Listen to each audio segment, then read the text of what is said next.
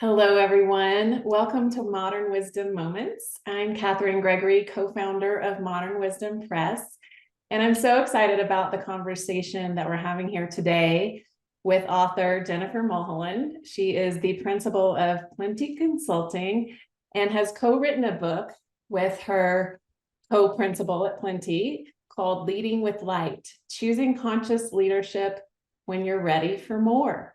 Welcome, Jennifer.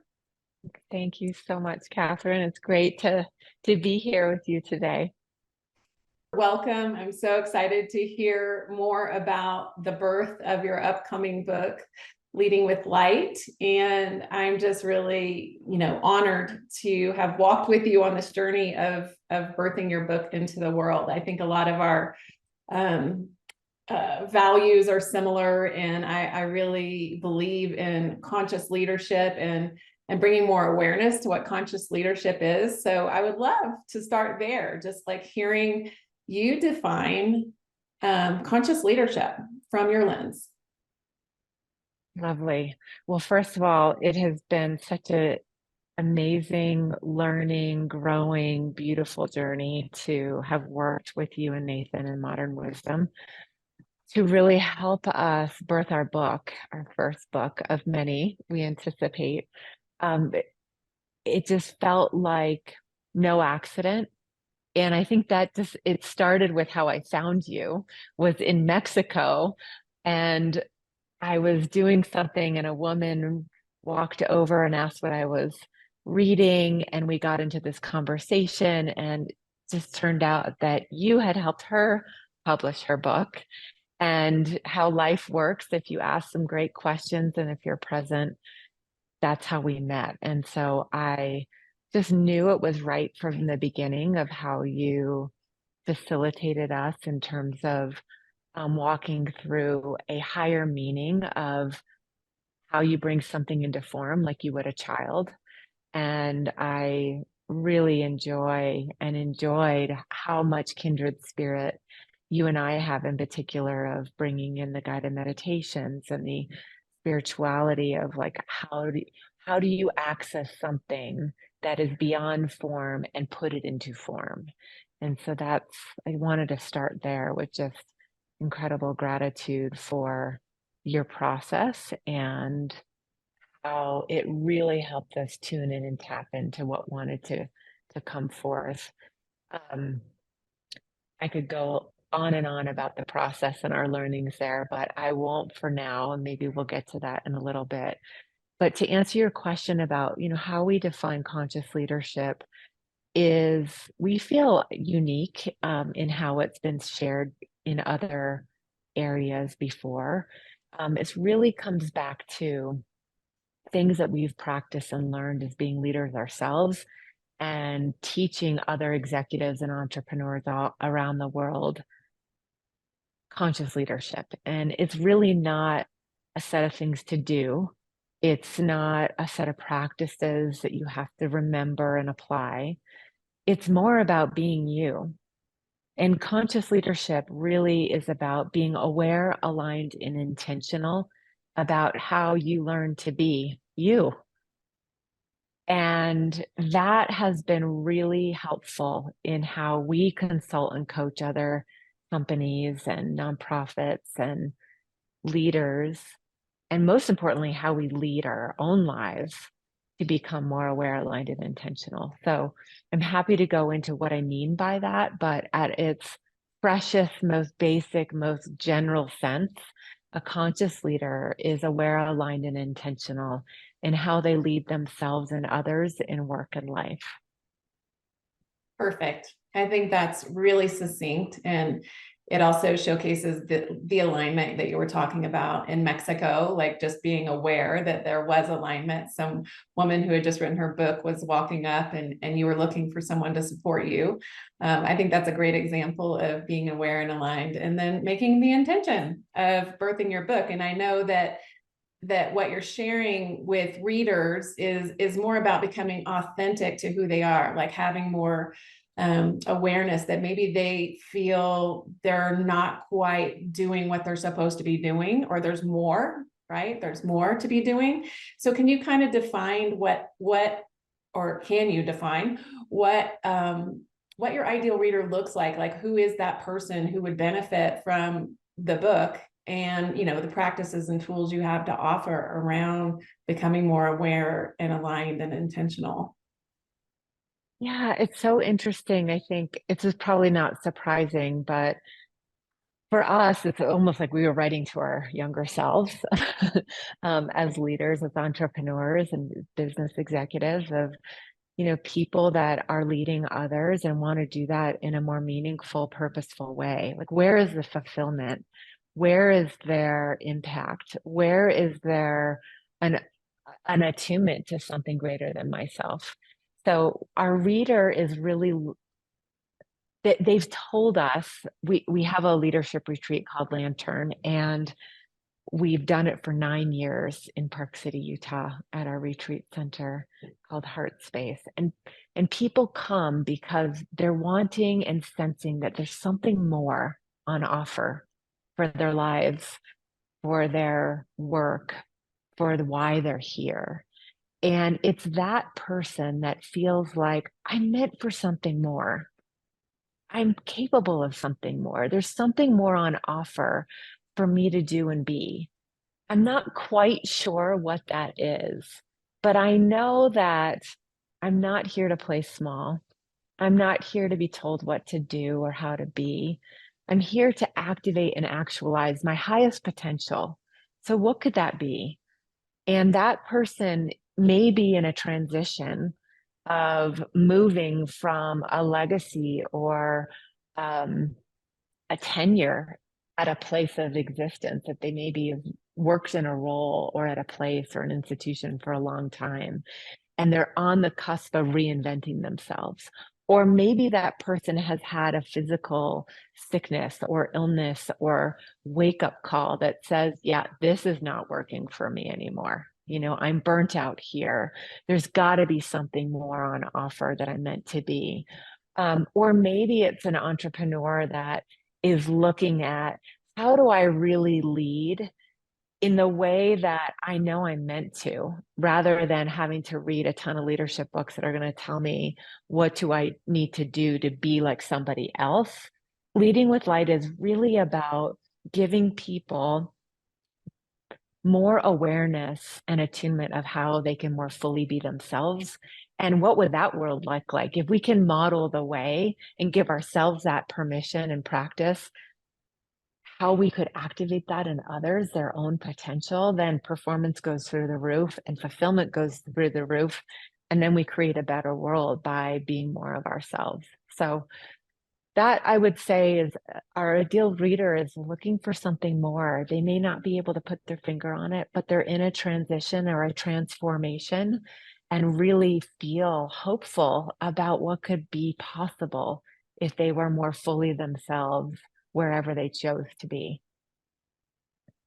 That's perfect. That makes a lot of sense. And I'm just curious, based on what I know about what's inside your book, the light part of your title. Can you talk a little bit about that? Because I know there's 4 lights to conscious leadership, and you don't have to dig into all of those, but what is it that your book promises, and what can, you know, readers expect to learn from leading with light? Mm. Well, the intent of the outcome of somebody reading the book is for them to feel more content, more peace, more calm, more relaxed, more comfort in being themselves. And when we refer to light, we're really making a nod to the idea that we are more than our minds, we're more than our thinking, we're more than our thoughts and intellect, we're more than our bodies, that there is a light within us that is always on, no matter how we feel. It comes with us wherever we go and however we grow. You might call that presence, that when we walk into the room, do we light it up?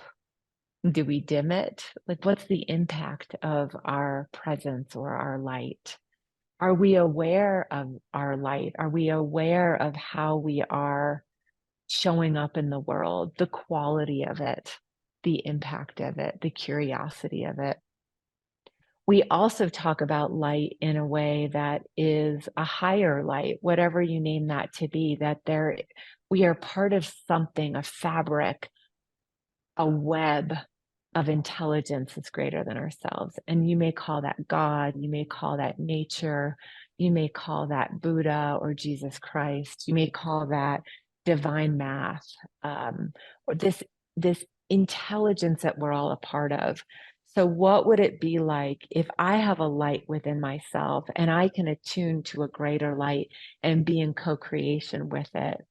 What could be possible in our work and in the world of how we get to live and experience this incredible fragile gift of life we get to call today?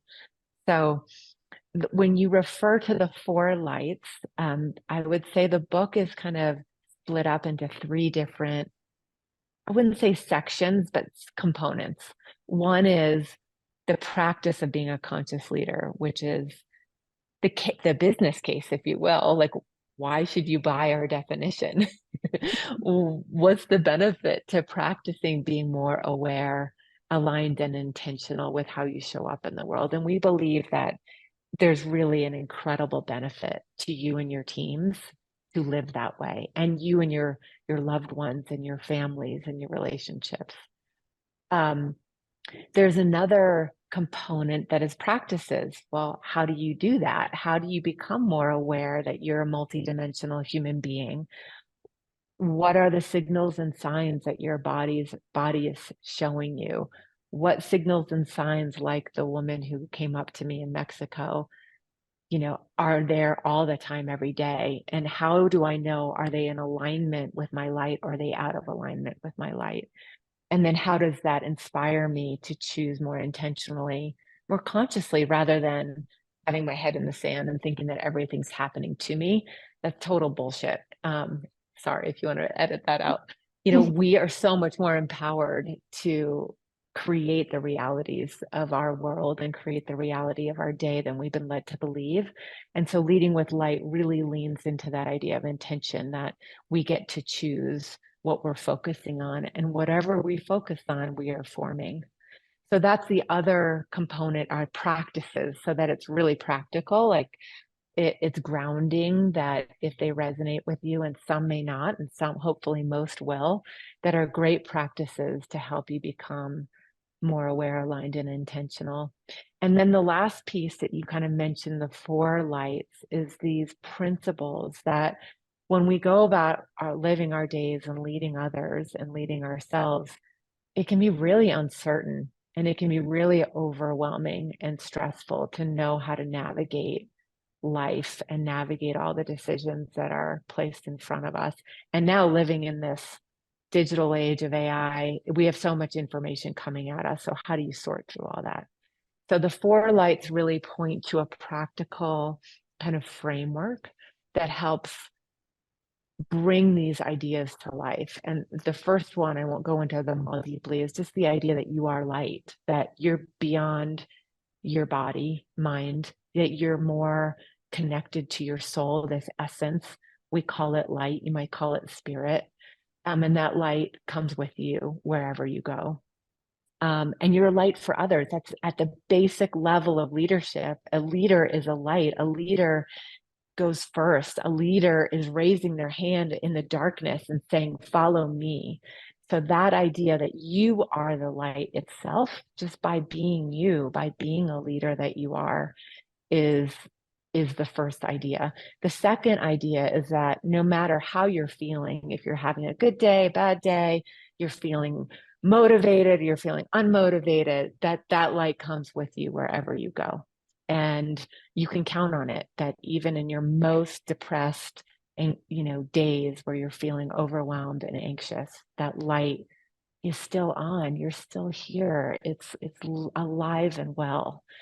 And then the third idea is that If you took the light and pretended it was a lantern and you put it over your head, imagining it's dark, like let's say we're walking on a forest path and it gets to be dusk and then it gets to twilight and you can't really see. So you turn on your lantern, you put it above your head.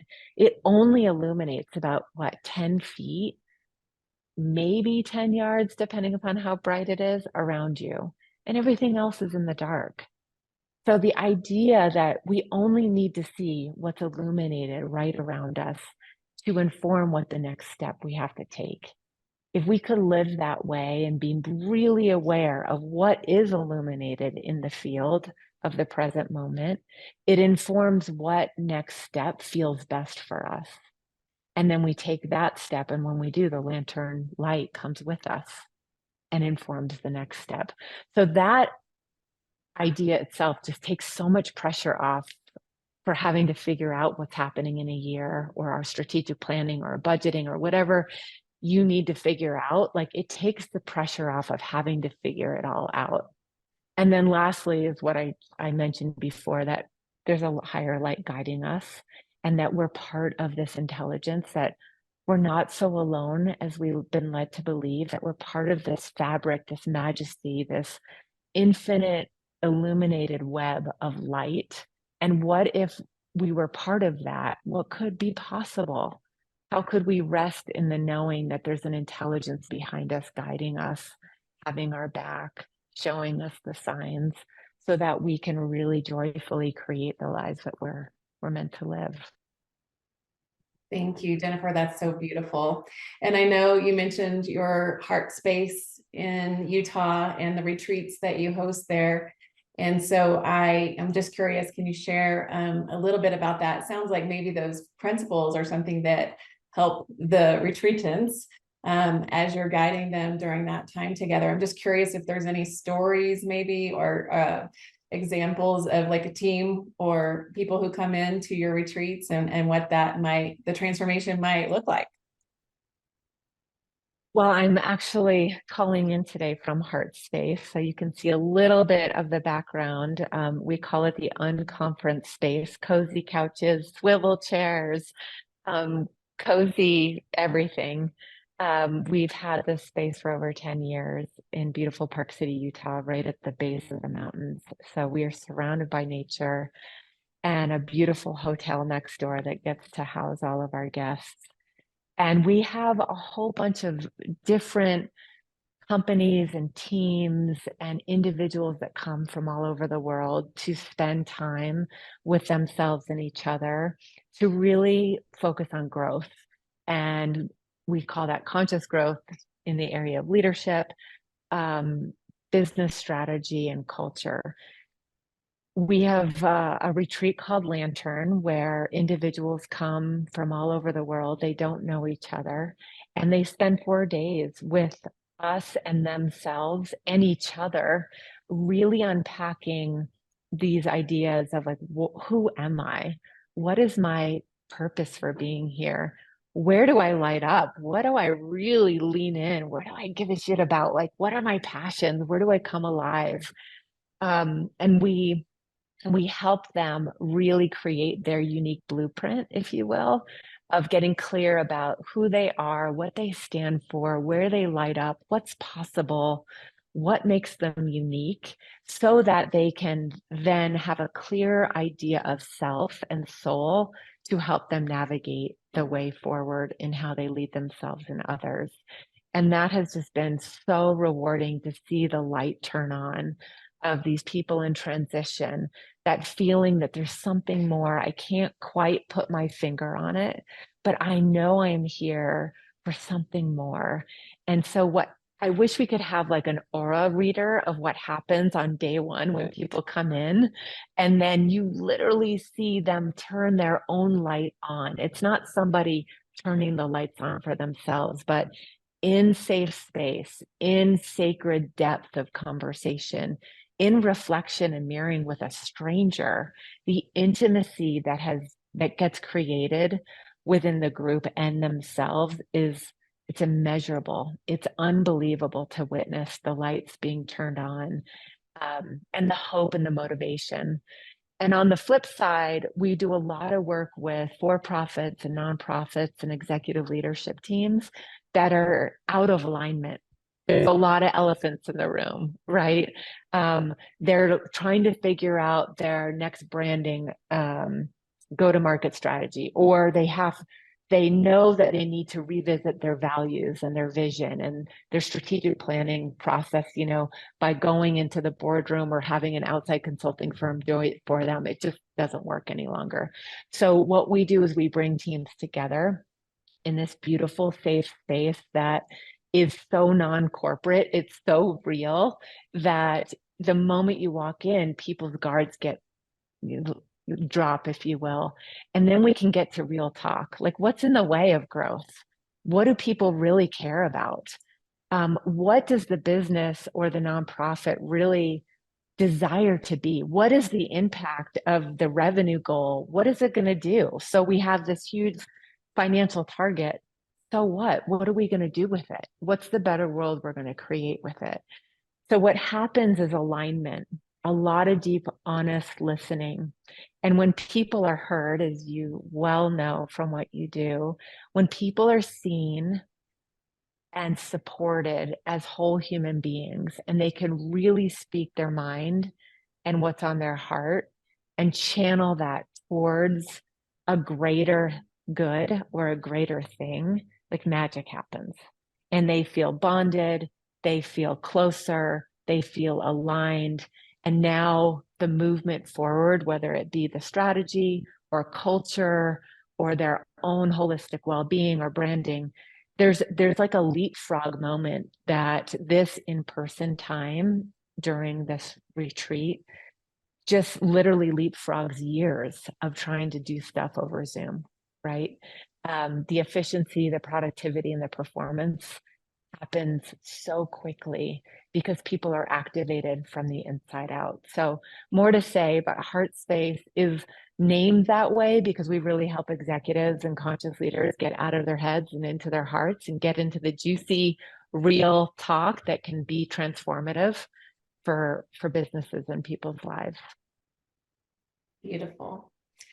Well, tell us, Jennifer, how can people learn more about the book? I know it's coming out March 21st. How can they learn more about where to get it, where to learn more about you and Jeff at 𝗬𝗲, as well as Lantern Retreats? You can also visit 𝗬𝗲consulting.com, which is our company website, and learn more about our retreats like Lantern or Meridian for our organizations there. We have a podcast that we call 𝗬𝗲 for Everyone. So you can find that on YouTube or Spotify, as well as through our website. And as similarly to you in Modern Wisdom, we do a whole bunch of guided meditations and blogs, and all of those resources are living on 𝗬𝗲consulting.com, where you can also access the book as well. We're also on social, so you can find us at 𝗬𝗲 or Leading with Light, the book, on Instagram or LinkedIn. Wonderful. Thank you so much, Jennifer. I love this conversation. I'm so excited to hold your book baby in my hand when it's time. Me too. Awesome. It's going to feel real in that moment. It has felt like a giant mystery until then. It's another level of realness. Thank you so much. Thank you, Catherine, to you and Nathan. It's been really an incredible journey working with you. And I'm so grateful that we get to birth it into form, and it's here.